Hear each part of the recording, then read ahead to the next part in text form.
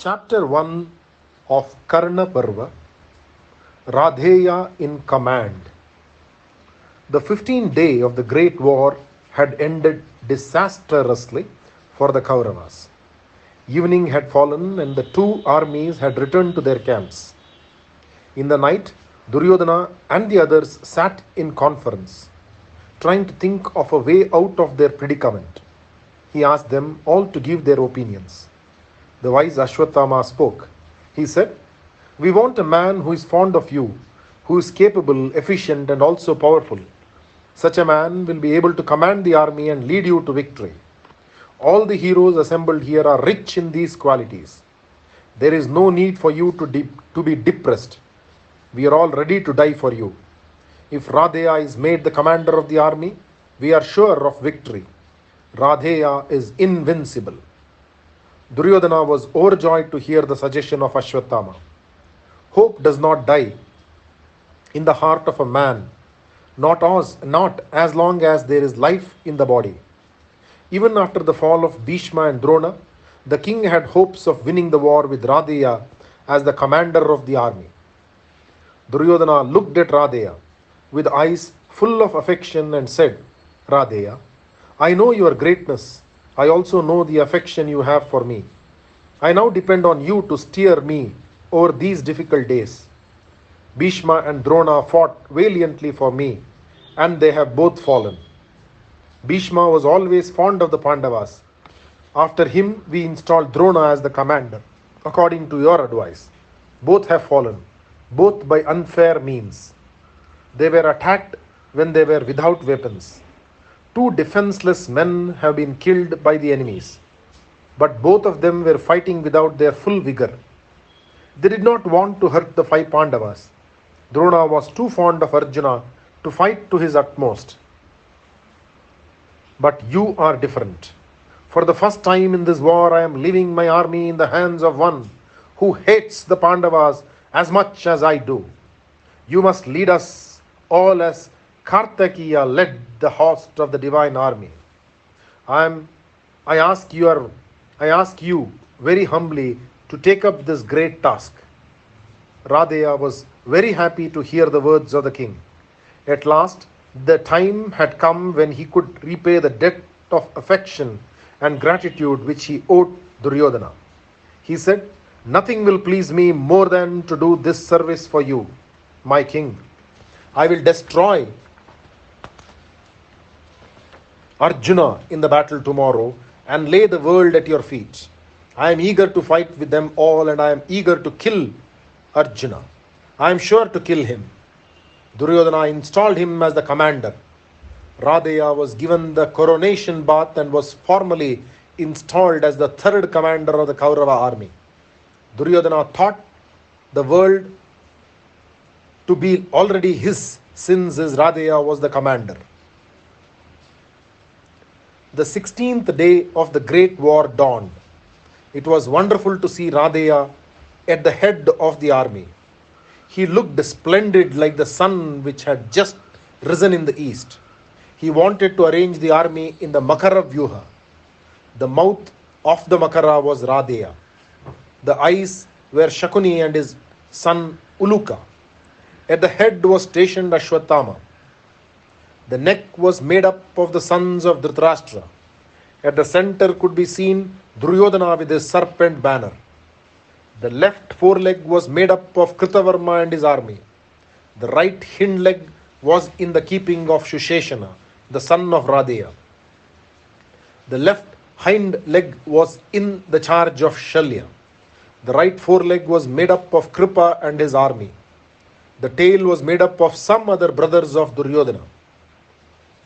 Looking at the array of the Kauravas with Radheya as the commander, Yudhishthira said, "Arjuna, look at this army of Kauravas with Radheya in the van. When I think of the same army just 16 days back, when our grandfather had arranged it in the terrible Vyuha which was impenetrable, and now when I see it arranged in the Makara Vyuha, I do realize the dwindling in the size. What a great calamity has befallen these men. Think of all the many heroes who were moving about then on the first day like meteors shooting across the sky. Look on their army now. What a sad contrast. Look on Radeya. He is splendid. He is like the moon in the midst of stars. He is the one person on their side who is to be feared. Arjuna, if you kill just this one man, victory is ours. There is no one else worth mentioning. Arjuna saw the truth of his remarks. He looked at his army. It had also suffered at the hands of the two commanders, Bhishma and Drona, and at the hands of Ashwatthama. He arranged it in the form of a crescent. The left horn had Bhima guarding it. The right horn had the one and only Drishtadyumna to guard it. At the center was Arjuna. Behind him were Yudhishthira, Nakula, and Sahadeva. Arjuna's chariot wheels were as usual protected by Yudhamanyu and Uthamaujas. The other heroes were placed all along the two sides of the crescent. The trumpets and war drums made music and the two armies clashed. It was somewhat like the first day's battle. The same procedure was adopted. Drona's unorthodox methods of fighting was a contrast to the more dignified procedure of Radeya. It reminded everyone of Bhishma's fine and righteous leadership. The Kauravas were able to forget the laws of Bhishma and Drona when they saw the brave and handsome Radeya in their van. Early during the fight, Bhima was able to kill the proud king Chema Dhruti. Radeya advanced towards the Pandava army. He was destroying it ruthlessly. Nakula came to the front and accosted Radeya. Bhima and Ashwatthama met in a duel. Satyaki met Vinda and Anuvinda, the Kekeya brothers on the side of the Kauravas.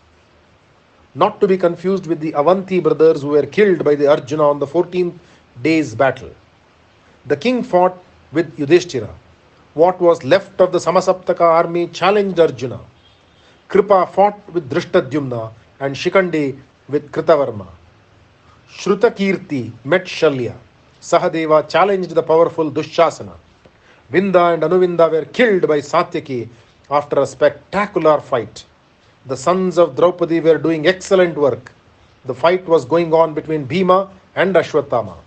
Ashwatthama was defeated by Bhima and was carried out of the field by his charioteer. Shrutakirti was defeated by Shalya. Sahadeva defeated Dushasana. An interesting duel was fought between Radeya and Nakula. Nakula was advancing into the army of the Kauravas with the speed of fire. With the intention of stopping him, Radeya advanced and stationed himself in front of his chariot. Nakula was pleased with his coming. He said, "God is indeed good to me. I have been wanting to meet you since so many days. It is because of you that this Kaurava army is being destroyed by us. You are the root cause of all this evil. If I kill you today, a thorn will be removed from my mind. Come and fight with me."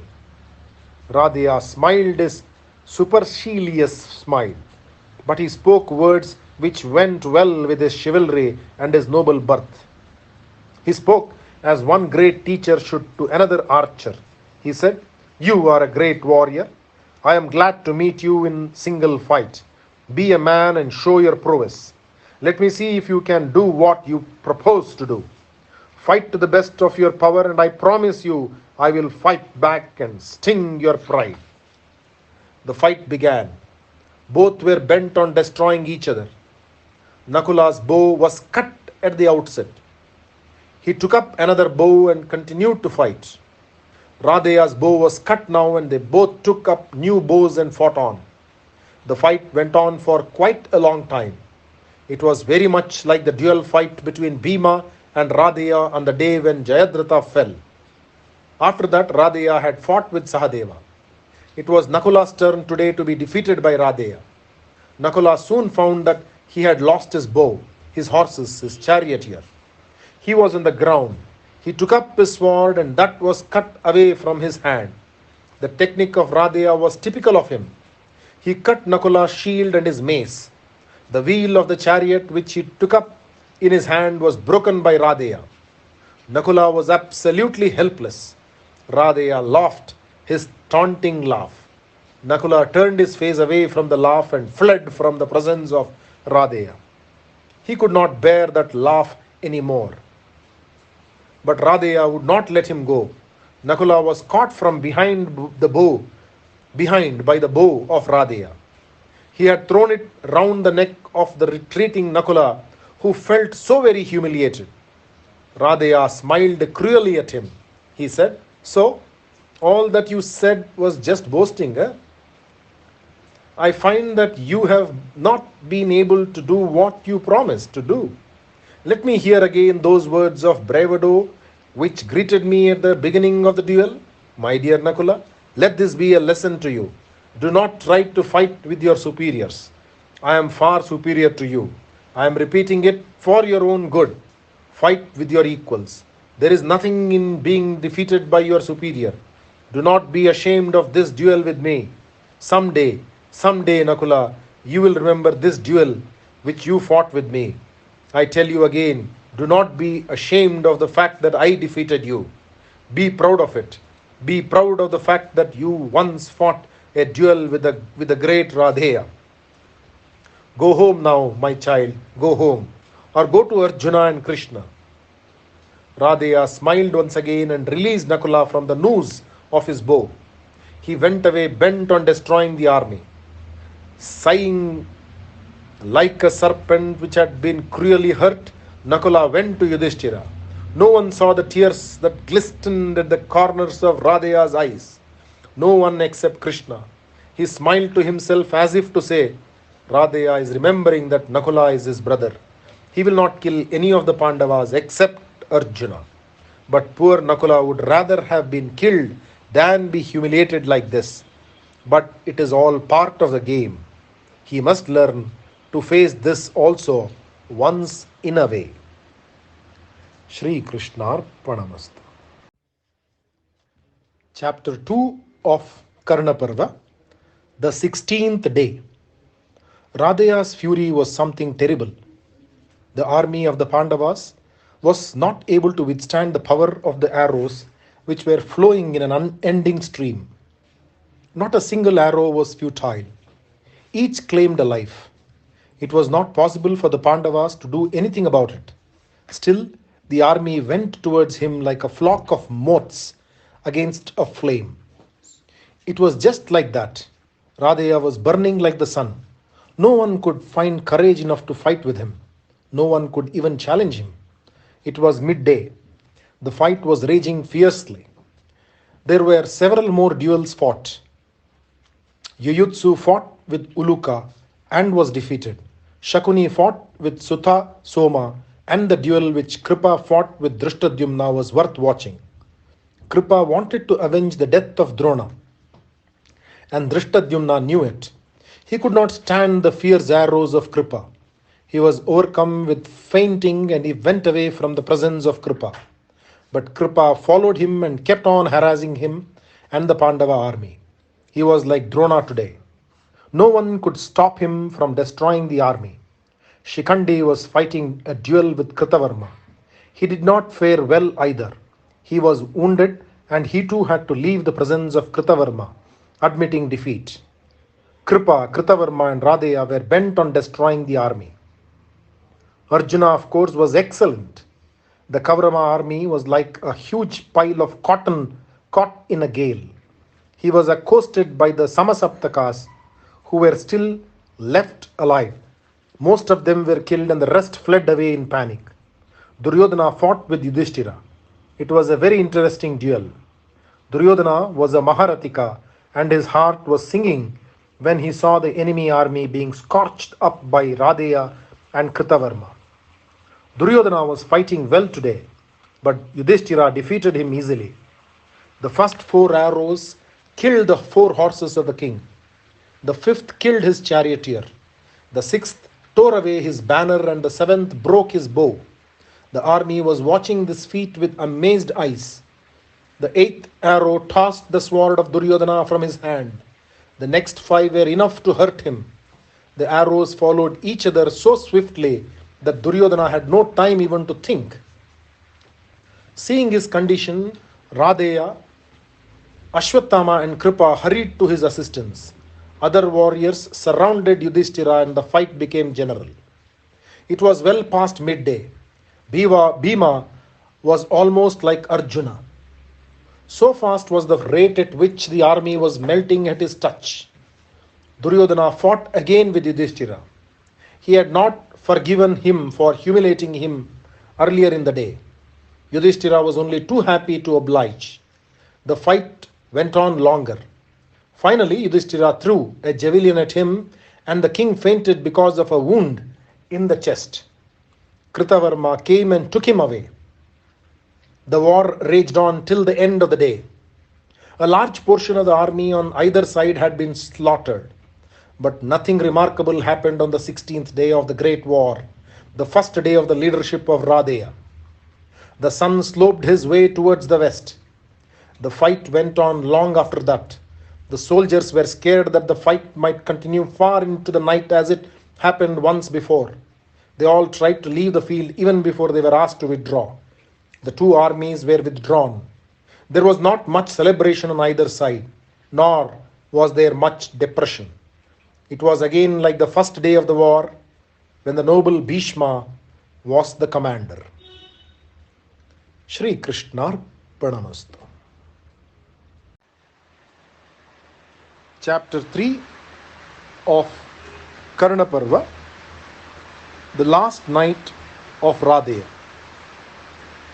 Duryodhana must have been disappointed when he saw that Radeya did not kill Arjuna. He must have noticed too the duel which Radeya fought with Nakula. He must have seen that Nakula was not killed when Radeya could easily have done so. But the king did not speak a single word in criticism. He was so fond of Radeya that he had never once spoken harshly to him. He knew too that Radeya was just as disappointed at the fact that Arjuna was still alive. Just before they parted to go to their tents, Radeya wrung his hands together and said, "Arjuna fights well. He is skillful and he is very clever. He has a charioteer who can tell him what he should do, and it is the skill of Krishna that is keeping Arjuna alive. But tomorrow I will do the needful. My lord, tomorrow I will achieve what I have sworn to achieve." His hands were grasped with affection by Duryodhana, who said, "I know it, Radeya, I know it." All the heroes had retired for the night. The thoughts of all of them hovered round Radeya. Radeya went to the tent of Duryodhana. It was late in the night. They were alone, discussing the plans for the morning. Radeya knew that he was the one man on whom Duryodhana was depending for his victory. They were together for a long time. In his heart, Radeya knew that it was their last night together. Radeya said, "Duryodhana, I want you to know the facts of the case. Arjuna and I are to meet together. Nothing will stop this meeting. Either I will win by killing him, or I will lose my life. I will not return to the camp without either of these things being decided. Now, my lord, I must tell you about the merits of both of us. I am superior, far superior to Arjuna. I do not want to brag about it as our worthy Kripa puts it, but I am stating the facts. Both of us have the divine astras at our command. But in grace and power, I am far superior to Arjuna. I know it. I have a bow called Vijaya, which was given to me by Bhargava. It is superior to Arjuna's Ghandiva. This my bow was made by Vishwakarma specially for Indra. It was given to my Guru by Indra, and he gave it to me. I am superior to Arjuna in that also. Tomorrow I will kill Arjuna and place the world at your dear feet. I will then have paid my debt of love to the most wonderful king. But now I will tell you why Arjuna is superior to me. His bow is divine and his quivers are inexhaustible. Arjuna's chariot is also divine. His horses are divine and his banner has the great Hanuman presiding over it. Krishna, the protector of the universe, is holding the reins of his horses. These three things make him the superior fighter. I am superior to Arjuna, but I have no good charioteer. If I have Shalya as my charioteer, I am sure to win the war. Shalya is like the great Krishna. Actually, Shalya is superior to Krishna. Even as I am in fighting, Shalya is unequaled in the art of driving a chariot. Krishna knows the Ashwahridaya, but Shalya is a past master in the art. If only Shalya agrees to be my charioteer, you can be sure of Arjuna being killed in the tomorrow's battle. I am sure of it, but it is up to you to coax Shalya. It is not going to be easy, but Duryodhana, I depend on your gentle powers of persuasion. You can make anyone do anything for you. You have that gift, my lord. Radheya smiled a very sweet smile, and Duryodhana embraced him with affection. It was the last night they were to spend together. Duryodhana did not know it, but Radheya knew that he would meet his death tomorrow. He was ready for it. Duryodhana said, I will do it, Radheya. I will coax Shalya to do this for me. He will not refuse. Go and rest in peace. You have a difficult day ahead of you. Radheya lingered out of the tent. His heart was there. At the entrance of the tent, he stood and looked back at Duryodhana. He was also looking at the retreating back of his beloved Radheya. Radheya rushed back and embraced Duryodhana once again. Duryodhana was touched by the affection of his friend. They shed tears together and then they parted. Radheya stumbled out of the tent. Radheya lay down on his bed. He tried to sleep, but how could sleep come to his eyes, which were burning like live coals? His heart was beating fast. He was to meet his death tomorrow. Fatalist that he was, still he was finding it so difficult, so hard to reconcile himself to the end. It was to be no ordinary fight. He had to fight with his dear brother and he must try his best to kill him. If everything were normal, there was every chance of his killing Arjuna. Radheya smiled a bitter smile. How could he expect everything to be normal? Had anything about his life been normal so far? Now at the end of it, why should it be normal? Krishna sat there holding the reins of Arjuna's white horses. Arjuna would win. It was known to Radheya. He knew too that Shalya would not be to him what Krishna was to Arjuna. There was a bond between them that was not present between him and Shalya. Actually, Shalya did not like him even. But that was all beside the point. He would fight as well as he could. He knew that in the end he would die and so would Duryodhana. Yudhishthira would rule the world and he did deserve it after all the many sufferings he had gone through. Radheya thought of his two mothers. He thought of Radha, the mother who was so proud of him. He thought of Kunti. He thought of her sad, sweet eyes and her gentle touch. He thought of the few moments he had spent with her and he brushed away his tears. They were so futile. He was not able to banish all the many thoughts of the past which crowded in his mind and clamored for attention. He saw again the insect which had hurt him in the thigh years back when he was in the ashrama of Bhargava. The scar was still there.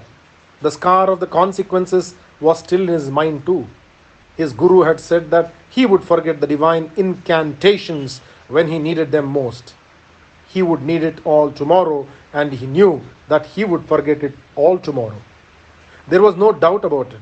The curse of the Brahmin said that his chariot wheel would get sunk in the mire and that he would be killed when he was not prepared for it. Yes, the dice was loaded very heavily against him. But he did not care. Radheya welcomed the thought of death. It would be so restful after the painful life he had to live all these years. He would no longer be called upon to do those dreadful things like killing a child in cold blood, the child of his brother. He would not have to insult his brothers anymore by touching them with the tip of his bow and see the tears of humiliation in their eyes. It was not easy for him to insult Nakula that day. It would have been easier to kill him. Yes, Nakula would feel proud that he had fought the duel with his brother and had been insulted by him. He smiled again. He would try and fight with Yudhishthira tomorrow and insult him too. Kunti must know that he had all the Pandavas at his mercy but did not kill any of them. He had given her that boon of his own accord, and she must know that Radheya was a man who kept his promise. Krishna was keeping his promise. He knew that it was hard for Radheya to meet the affection and compassion in the eyes of Krishna. Krishna was very fond of him. Krishna too was very dear to Radheya. But for the affection he had for Duryodhana, he could have said that he was most fond of Krishna. Krishna knew it and was happy about it. He had shown that he was flattered by Radheya's affection for him. The night passed slowly, but Radheya was awake all night. He was glad to have had time to take up each moment of his past life in his hands and look at it before dropping it into the bowl of forgetfulness. So passed the last night of Radheya, a night haunted by the past. Good night. Shri Krishna Pranamastu.